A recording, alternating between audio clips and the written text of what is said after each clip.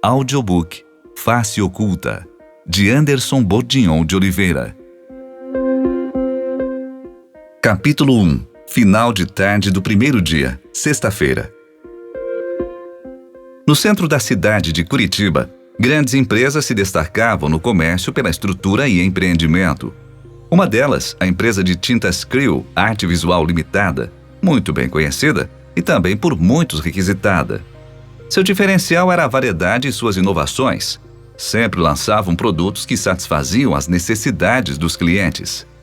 O empresário e dono, Sr. Bourdignon, mensalmente colocava seus funcionários a par dos assuntos da empresa, pois gostava de ser transparente.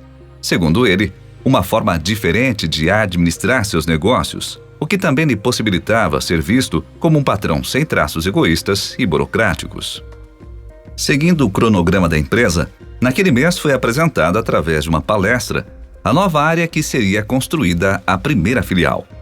Tendo o bairro Tatuquara como local escolhido, o Sr. Bourdignon, também palestrante, não se limitou em apenas tratar do local, mas sim, resumidamente, de toda a cidade. As partes mais importantes mencionadas foram: Curitiba é um município brasileiro, capital do estado do Paraná, localizada a 945 metros de altitude no primeiro Planalto Paranaense, a aproximadamente 110 quilômetros do Oceano Atlântico.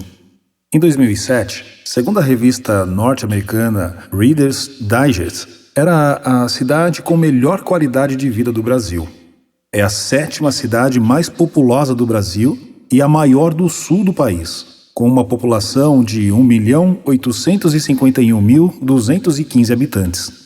É a cidade principal da região metropolitana de Curitiba, formada por 26 municípios e que possui 3.172.357 habitantes sobre uma área de 15.447 quilômetros quadrados, o que a torna a 8ª região metropolitana mais populosa do Brasil. Fundada em 1693, a partir de um pequeno povoado bandeirante, Curitiba se tornou uma importante parada comercial com a abertura da estrada tropeira entre Sorocaba e Viamão. Em 1853, tornou-se a capital da recém-emancipada província do Paraná e, desde então, a cidade, conhecida pelas suas ruas largas. Um detalhe que alguns funcionários não concordaram e murmuraram entre si: manteve um ritmo de crescimento urbano fortalecido pela chegada de uma grande quantidade de imigrantes europeus ao longo do século XIX. Na maioria, alemães, poloneses, ucranianos e italianos, que contribuíram para a diversidade cultural que permanece até hoje. A cidade experimentou diversos planos urbanísticos e legislações que visavam conter seu crescimento descontrolado e que a levaram a ficar famosa internacionalmente pelas suas inovações urbanísticas e o cuidado com o meio ambiente. A maior delas foi no transporte público. Algumas imagens eram exibidas no telão, cujo sistema inspirou o Transmilênio, sistema de transporte de Bogotá, na Colômbia. Hoje, a cidade tem um senso de vida cosmopolita. É considerada a capital com melhor qualidade de vida do Brasil, com um polo industrial diversificado que lhe dá o posto de 5ª maior economia do Brasil, sendo considerada uma das 5 melhores cidades para se investir na América Latina. Curitiba também tem altos índices de educação, tem o menor índice de analfabetismo e a melhor qualidade na educação básica entre as capitais.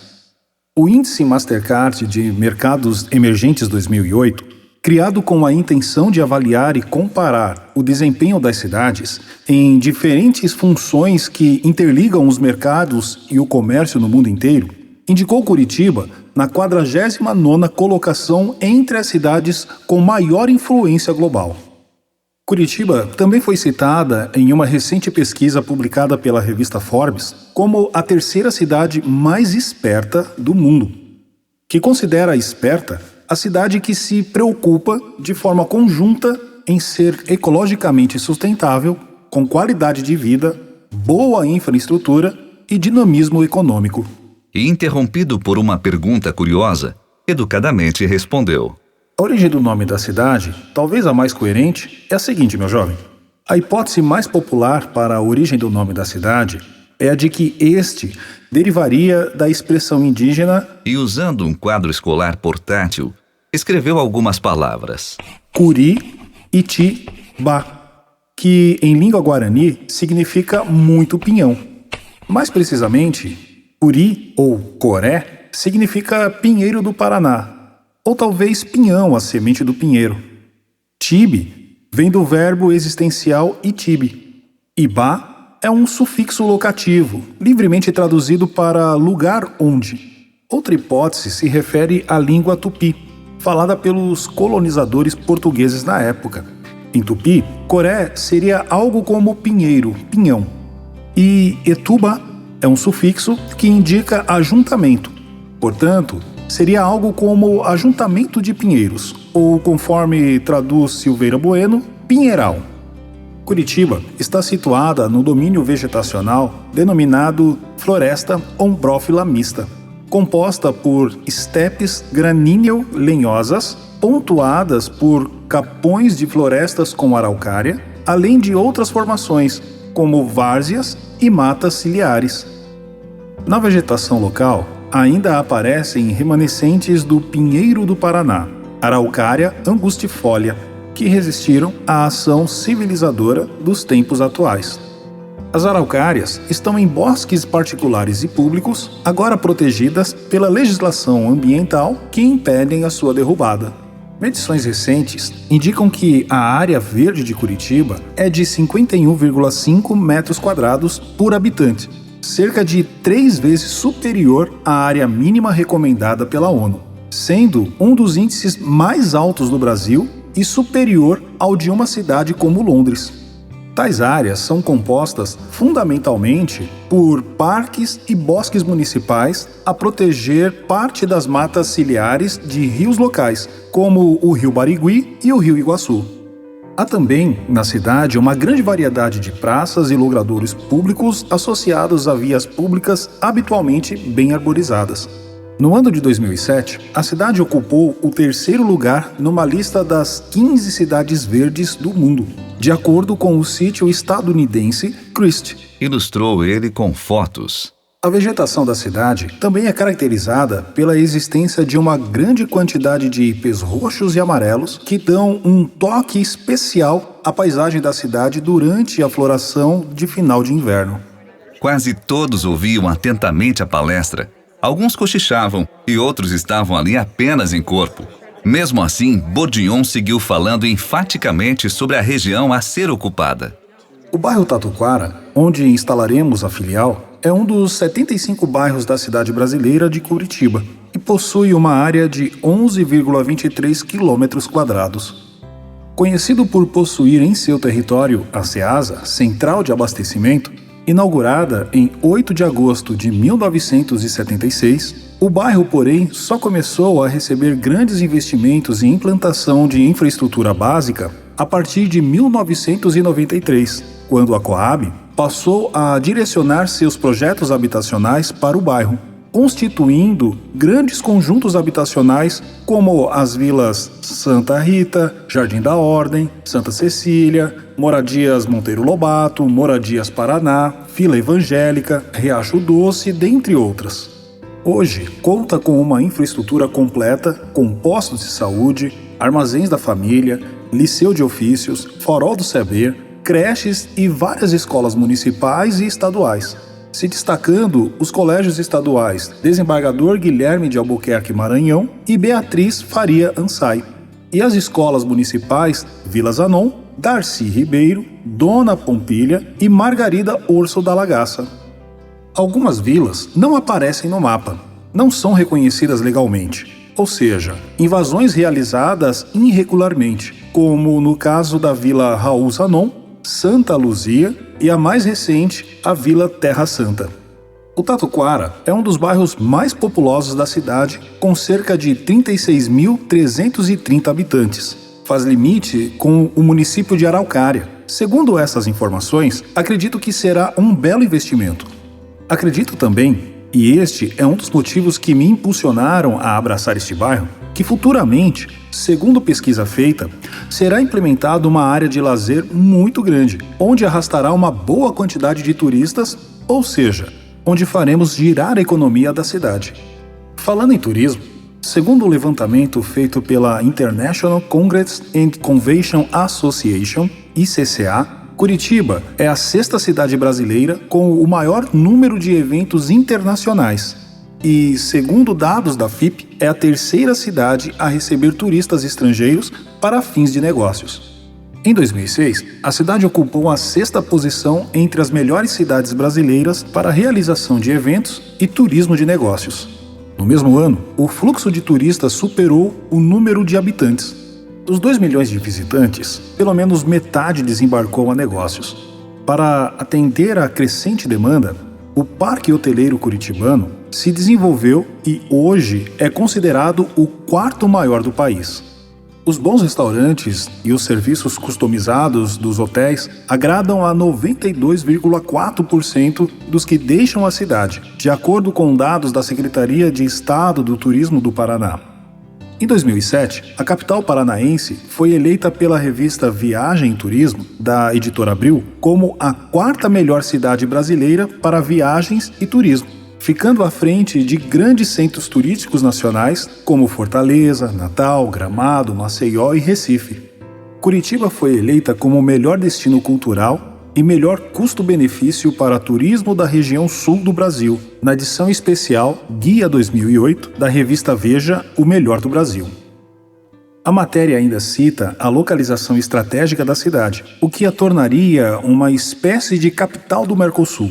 Quase no final da palestra, Bourdion, por uma questão de justiça e consciência, apresentou a parte problemática. O crescimento populacional e urbanístico de Curitiba, a par de transformar a cidade em moderna metrópole, acarretou também vários problemas urbanos como abastecimento de água insuficiente, diminuição da permeabilidade do solo, alta poluição da maioria dos seus rios, esgotamento do aterro municipal, localizado no bairro da Caximba, aliás, relativamente próximo de onde vamos nos alojar. Aumento crescente dos índices de criminalidade e violência, principalmente nas mediações da Vila Terra Santa. Alto índice de moradores de rua na região central da cidade e subdimensionamento da rede de transporte urbano, que é incapaz de atender a demanda em numerosas linhas e horários. Atualmente, há um pronunciado inchaço populacional da cidade, favorecendo a explosão demográfica em bairros afastados, como Boqueirão, Xaxim, Pinheirinho, Sítio Cercado e municípios vizinhos, como a Fazenda Rio Grande. E como outras grandes cidades brasileiras, Curitiba tem pronunciados problemas sociais, como a existência de grandes favelas em alguns bairros e no entorno do município e o expressivo crescimento do contingente de moradores de rua. A conversa com os funcionários estendeu-se por mais alguns minutos, porém nem todos conseguiram ficar até o final. Um deles, e o menos interessado nas palavras de seu patrão, era Alex Fortunato de Lima, um rapaz de estatura média, na casa dos 1,75 de altura, pesando 80 quilos, dono de uma pele morena, cabelo sempre bem arrumado, 32 anos de idade e de sorriso cativante. Por alguns conseguia ser visto como uma pessoa normal, mas por outros, seu humor já não era mais tão atrativo. Morador da casa número 7, da Rua Paraíso, na Vila Santana, do bairro Tatuquara, não suportou a pressão mental e pessoal de seus problemas atuais. Abandonou a palestra e saiu rumo ao aconchego de sua casa. Chegando lá, em seu imóvel confortável, com belos quartos, 3 banheiros, uma sala de jantar, uma sala de visita, uma cozinha bem espaçosa, suíte para empregados, lavanderia, um enorme jardim decorado com várias flores, enfeites de anões, estátuas de animais, carro do ano numa ampla garagem. Foi logo tomar um banho gelado para ver se conseguia desviar sua atenção das coisas que ainda lhe perturbavam e do raro calor que fazia no dia. Alex conduzia sua vida sozinho, tentando digerir suas más atitudes, suas ações incontroladas, seus altos e baixos no quesito emocional e social. Devido ao seu mau humor recente e oscilante, sua mais nova falta de paciência e seu estresse, acabou perdendo, informalmente, a guarda de suas 2 filhas. Emily, 8 anos, e Laura, 6 anos, que passaram a morar com Maria, sogra de Alex e avó materna das meninas. Suas filhas o amam de uma forma absurda, mesmo com a perda da mãe num trágico acidente de carro, onde a imprudência de Alex levou o veículo a chocar-se de frente contra um caminhão que carregava caixas com mandiocas. Um acidente que está prestes a completar 12 meses do ocorrido. E com a longa estadia que passou no hospital, tomando injeções para dores e a ausência de sua esposa, Thalita, não conseguiu retribuir e continuar criando suas filhas com o amor de pai. Em seu trabalho, assume o posto de gerente-geral de logística da Crio Arte Visual Limitada, onde comanda uma equipe de 800 funcionários, pelos quais é benquisto. Fortunato, como é conhecido no trabalho, tem grande influência dentro da empresa e muitas vezes é solicitado para resolver problemas que somente o Sr. Bourdignon resolveria.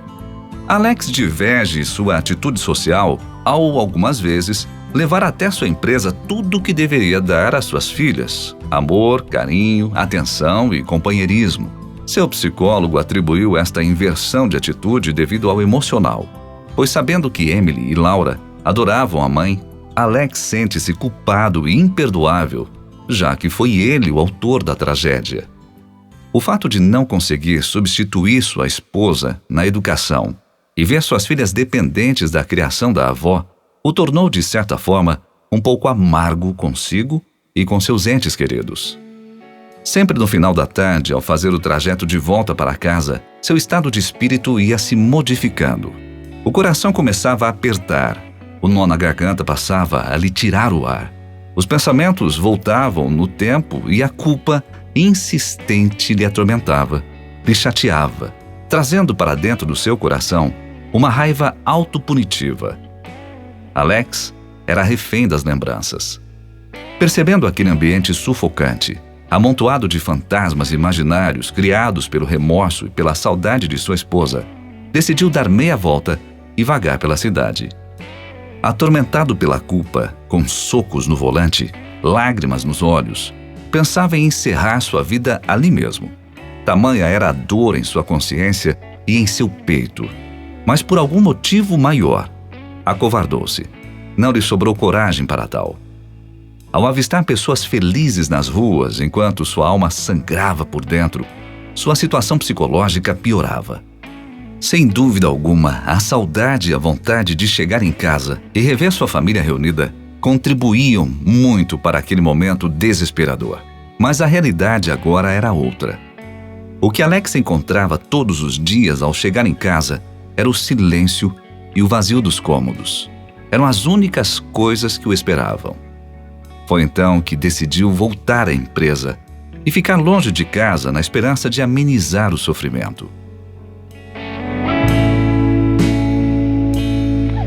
Na casa da avó Maria, no bairro Campina do Siqueira, Emily, na sua inocência, enquanto brincava com sua irmã em meio a lápis, papéis e bonecas, perguntou sem muita atenção na resposta: Vovó Maria, sinto muita falta do papai.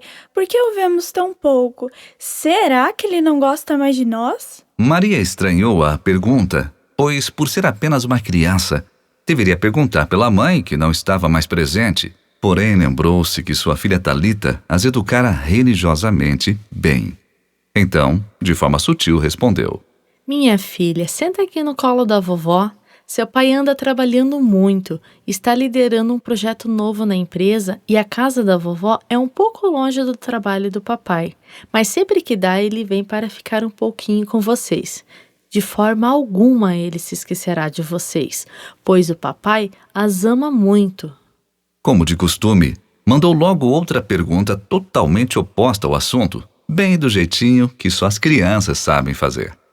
A mamãe, quando estava na cama do hospital, antes dela fechar os olhinhos e ir para dentro daquela caixa estranha, nos disse que não era pra gente ficar triste, que ela iria dormir por um longo tempo e logo nós iríamos nos encontrar novamente, em um lugar muito mais bonito que este mundo. Vovó, quando ela vai acordar? Tenho sonhado muito com ela. Com os olhos molhados pelas lágrimas e com a voz travada pela pergunta, respondeu enquanto a abraçava fortemente: Querida, a mamãe irá acordar quando o Papai do Céu voltar, para nos levar para morar com ele lá no céu. Aí todos nós seremos uma única família feliz. Enquanto isso não acontece, ficaremos todos sem a mamãe. Isso vai demorar, vovó? Não sei, Emily. Apenas Deus sabe. Mas no momento certo tudo irá acontecer. Agora volte a brincar com sua irmã. Vai lá, vai. Por ser tudo muito recente, estavam todos abalados e tentando tocar a vida com uma cicatriz enorme no coração, principalmente Alex. Retornando à empresa, ainda muito transtornado, sentou-se em sua cadeira e, de longe, encontrou Patrícia, sua secretária particular, acertando os últimos detalhes antes de ir embora. Atenta a tudo, não conseguiu passar despercebido por ela, que carinhosamente perguntou: O que aconteceu, seu Fortunato? Por que voltou? Posso ajudá-lo com alguma coisa antes de ir? Sim, claro que sim. Pode ir embora o mais rápido possível e me deixar sozinho. Patrícia, entendendo que algo não estava bem, resolveu ousar. Me desculpe, senhor, mas se o seu estado atual é pela morte da sua esposa, a qual eu sinto muito apesar de não tê-la conhecido, acredito que o senhor precisa desabafar. Vai ser bom, fará muito bem ao senhor. Vamos, sou todo ouvidos. Meu problema vai muito além disso, Patrícia. Já virou uma bola de neve sem controle. Não consigo superar a falta da Thalita, não consigo tratar minhas filhas como ela as tratava, ou como eu sempre quis. Já tentei me superar, mas não consigo ser um pai presente. É tudo muito difícil para mim. Parece que a minha cabeça vai explodir. Maldita hora que resolvi ultrapassar aquela Kombi velha de mudanças. Se eu não fosse tão burro e teimoso, nada disso teria acontecido. Ninguém é burro, seu Fortunato, apenas... Sou sim! Fui eu quem não quis parar para as meninas comerem. Eu saí daqui com a cabeça pesada devido ao projeto da nova tinta e passei a pegar a Thalita e as meninas na casa da minha sogra. Elas estavam com fome, pois lá havia acabado o gás e não teve janta. Elas iriam pedir uma pizza, mas logo eu cheguei e não quis esperar. Estava louco para fumar e me aliviar. No caminho, minhas filhas conversavam alto dentro do carro. Sabe como são as crianças? Minha esposa pediu para que parássemos num lugar qualquer para que elas pudessem comer qualquer coisa, mas eu não podia. Estava com o dinheiro contado para o cigarro do dia seguinte, sem meu cartão de crédito, que eu havia perdido não sei onde e como. E já sentindo uma vontade da maldita fumaça, não podia gastar aquele dinheiro. Quando disse para Thalita que era esse o motivo de irmos direto para casa, ela começou com aquele papo de igreja, o que me deixou mais irritado. Alterado e com pressa, resolvi aumentar a velocidade, o que gerou mais falatório por parte dela. Ou seja, uma irritação foi levando a outra até que optei por ficar calado e ignorá-la. Minha raiva triplicou quando uma Kombi velha azul carregada com mudanças se arrastava na minha frente. A rua era estreita, mal iluminada, difícil de fazer a ultrapassagem, mas eu não estava mais aguentando aquela situação. Precisava chegar logo em casa. Foi quando resolvi arriscar numa curva não tão fechada. O motorista da Kombi começou a buzinar, tentando me alertar que não daria tempo de ultrapassá-lo, pois vinha um caminhão pequeno também carregado do lado contrário. Foi então que ao emparelhar com ele, eu percebi que o motorista jogou a Kombi para o meio do canteiro e... Alex deu uma pausa e, chorando, respirou fundo, como quem busca forças, e prosseguiu. Já era tarde. O caminhão já estava próximo demais. Joguei o carro para minha esquerda e, infelizmente, mesmo com a freada do caminhão, Thalita recebeu todo o impacto. Depois do barulho, eu sei que capotamos 2 vezes. Notei que o carro foi arremessado contra uma árvore, onde ficamos espremidos entre o caminhão e a forte árvore. Depois eu não vi mais nada. A batida foi tão forte que eu nem sei como nós 3 sobrevivemos. Acordei atordoado no hospital, perguntando pela minha família, e eles me disseram que sentiam muito, que as crianças estavam bem, que o cinto de segurança havia as protegido. Mas a minha esposa... Com o peso na consciência, baixou a cabeça e, ironicamente, completou. Aquele terço que eu coloquei pendurado no retrovisor do carro, aquelas 2 frases coladas no para-brisa. Guardai-vos no amor de Deus, esperando a misericórdia de nosso Senhor Jesus Cristo. Judas, capítulo 1, versículo 21. E Jesus Cristo, o justo. 1 João, capítulo 2, versículo 1. Que sentido teve? Que justo foi Deus comigo? Onde está a misericórdia dele? Levou a minha mulher da pior forma possível. Calma, o senhor está muito alterado. O senhor está vivo, igualmente as suas filhas. Deus te quis vivo por algum motivo muito importante. Você não entende?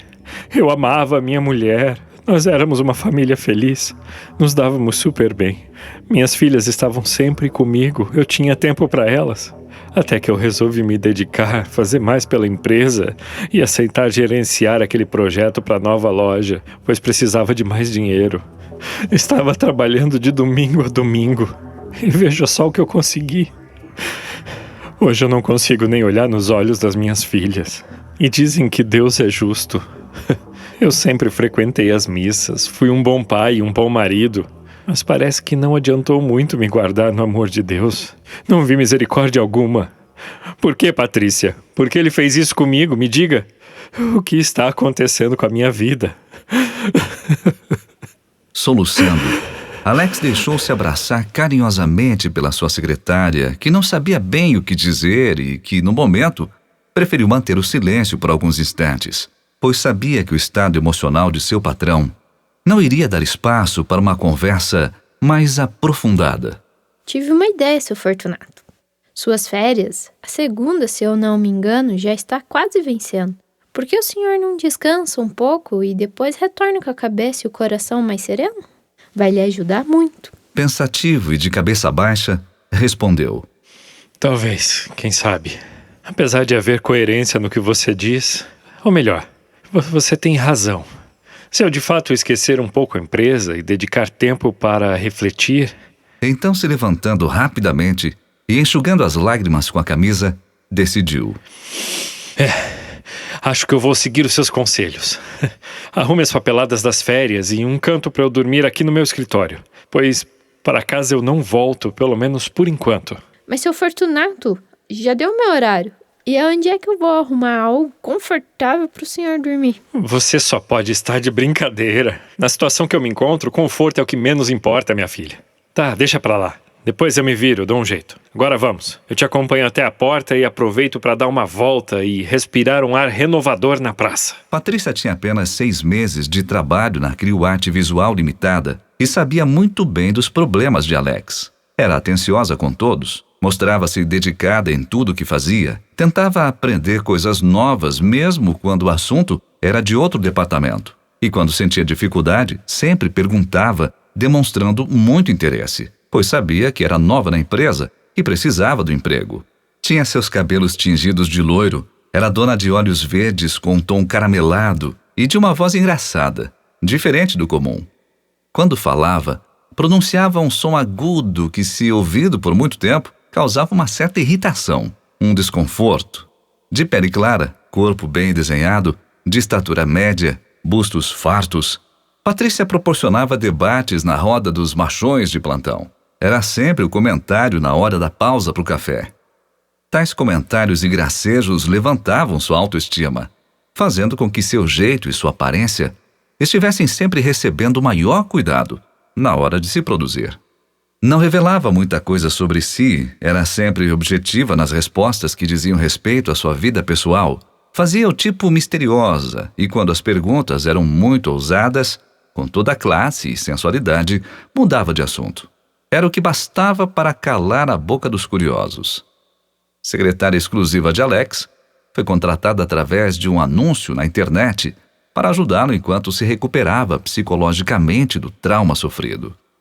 Com uma certa experiência na profissão, tudo se encaminhava sem queixas ou reclamações. Mesmo tendo que trabalhar de segunda a sábado, sentia-se satisfeita, pois seu cargo lhe cabia como uma luva. Enquanto Patrícia fazia seu trajeto de volta para casa, Alex contemplou de forma tímida o luar que já dava o ar de sua graça e procurou o banco mais próximo para sentar-se. O único disponível naquele finalzinho de tarde de temperatura amena era perto de uma grande árvore central, próximo de um pequeno riacho natural que a prefeitura optou por manter na praça. Aquela árvore era diferente de todas ao redor. Era forte, seu tronco era largo de tal forma que precisaria de 5 pessoas para abraçá-lo. Sua altura se destacava entre os prédios que circundavam a praça. Seus galhos eram floridos e suas folhas tinham vários tons de verde. Sua formosura trazia todo tipo de gente aos seus pés em busca de sossego, de paz ou qualquer coisa que ela pudesse proporcionar. Até mesmo um canto para os dependentes químicos se drogarem. Em torno de meia hora, quando sua vista já se habituava ao cenário, percebeu dentre vários um mendigo que tentava falar com as pessoas. Era meio estranho. Tinha os cabelos compridos, uma barba por fazer, roupas sujas, um boné desbotado e um odor que lembrava a falta de banho. Ele falava manso, sempre com um sorriso nos lábios, não insistia, não pressionava ninguém.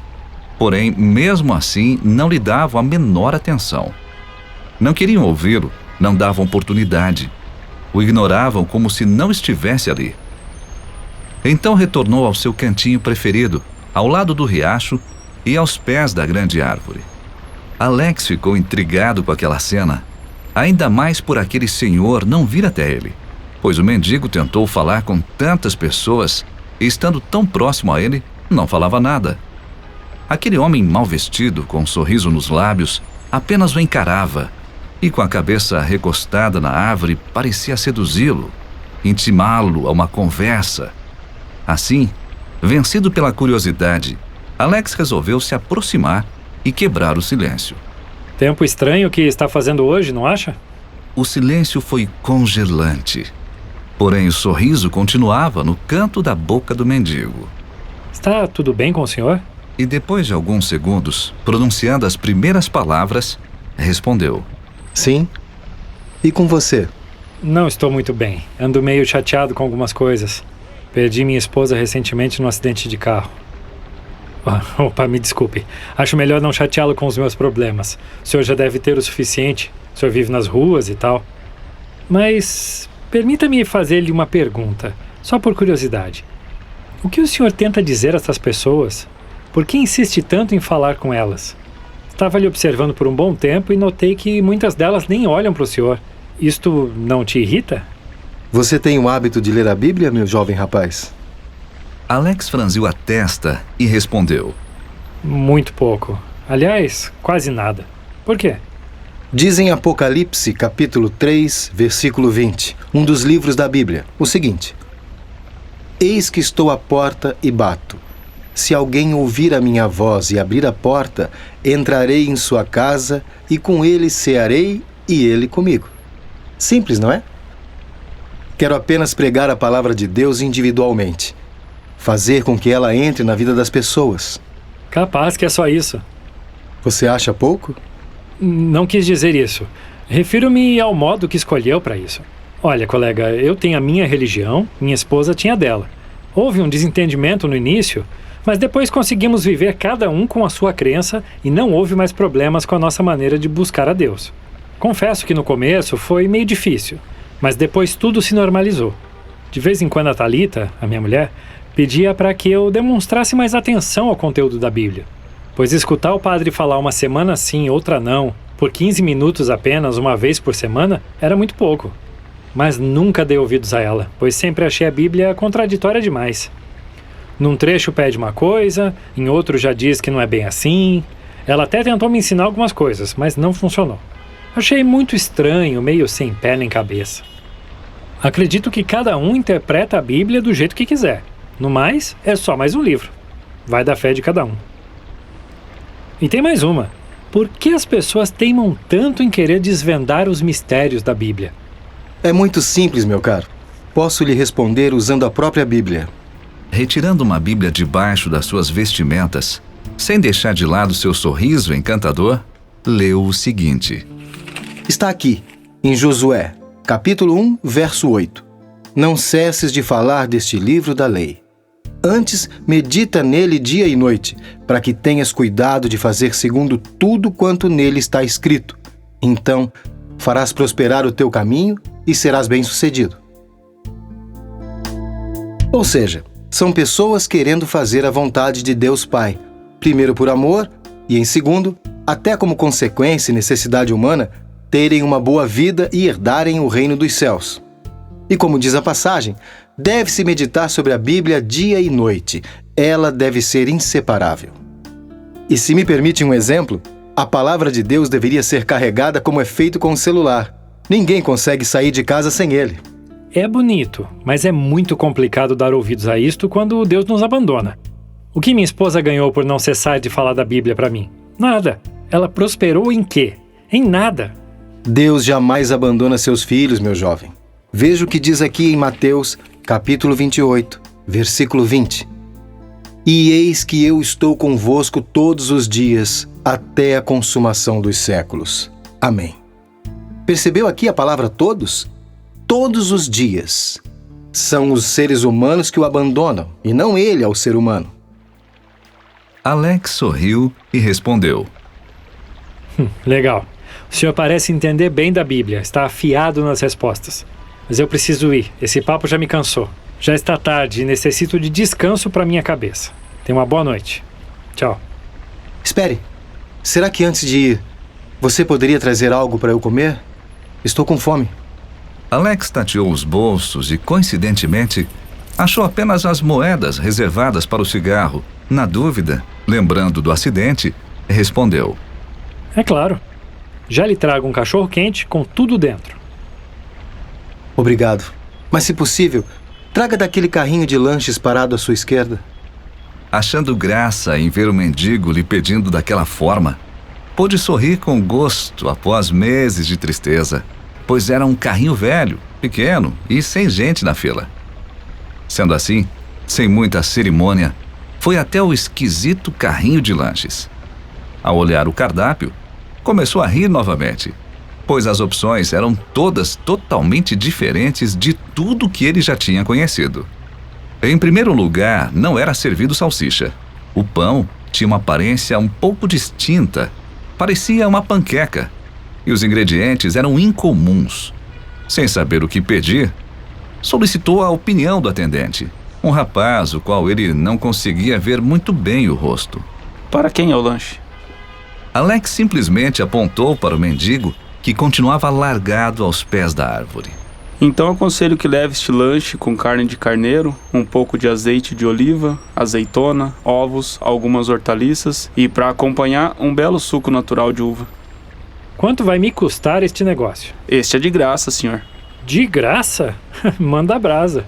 Se ele não gostar, paciência. Foi ele quem pediu. Com a consciência tranquila, comprou um bem recheado e o entregou. O mendigo agradeceu, dizendo que aquele era o favorito dele, e aproveitou para perguntar se ele o veria no dia seguinte. Só Deus sabe. Respondeu Alex, saindo rumo ao escritório pensando na curta conversa que tiveram. Chegando lá, montou uma cama improvisada com papelão, buscou alguns plásticos bolhas para se cobrir, ligou o rádio baixinho e caiu no sono. Teve pesadelos e acordou várias vezes, tomado por dores terríveis em todo o corpo que iam e vinham. Outro incômodo foram as buzinas dos carros, as pessoas gritando na rua, o que também lhe despertava algumas vezes. E nos intervalos de um cochilo e outro, estranhava o ambiente, sentia-se perdido geograficamente.